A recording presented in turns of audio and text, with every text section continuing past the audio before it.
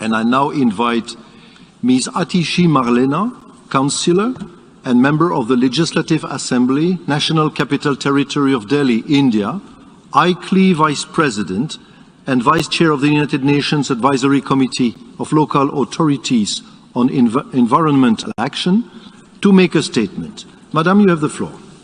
Excellencies of the United Nations, ladies and gentlemen, I am here today as a representative of the Government of the National Capital Territory of Delhi, India, and as Vice President of ICLEI and Vice Chair of UNACLA. All of us present here come from different cities and countries, but face common challenges. How to provide our citizens high-quality public services while ensuring equity, ecological sustainability, and fiscal prudence. From the early 90s, there has been a growing belief that the provision of education, healthcare, water, electricity to all citizens is far too expensive, and that governments which provide these services to all citizens end up spending too much and going into debt. So governments, especially in the developing world, have started withdrawing from these services. Provision of water and electricity have been privatized. People face increasing tariffs. Education and healthcare have seen substantial reduction in government spending, causing the steady deterioration of government schools and healthcare facilities. While this may have improved fiscal management, it has led to increasing inequality.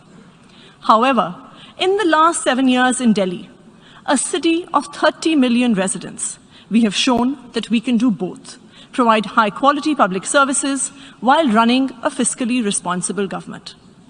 In 2015, a new party that was formed out of a nationwide anti-corruption movement came into power in Delhi, led by Chief Minister Mr. Arvind Kejriwal. We faced many challenges. Delhi had some of the highest electricity tariffs in the country. The financial health of power distribution companies was poor, power cuts were frequent, the government water utility was facing losses, government schools and hospitals were failing, and families were shifting to private providers for the same. However, in the last 7 years, the Delhi government has turned all this around. We now have 24/7 electricity, some of the lowest electricity tariffs in the country. 4 million households get a zero electricity bill. The financial health of power distribution companies has improved.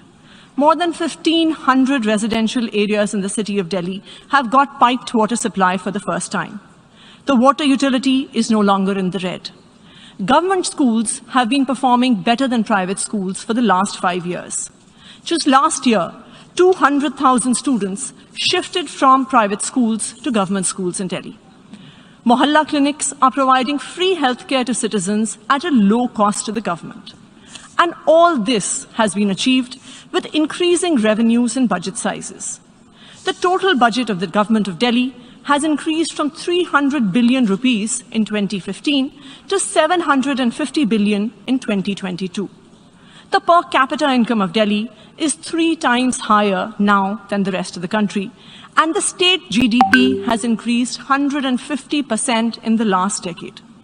Delhi is now the only state government in all of India that does not have a fiscal deficit.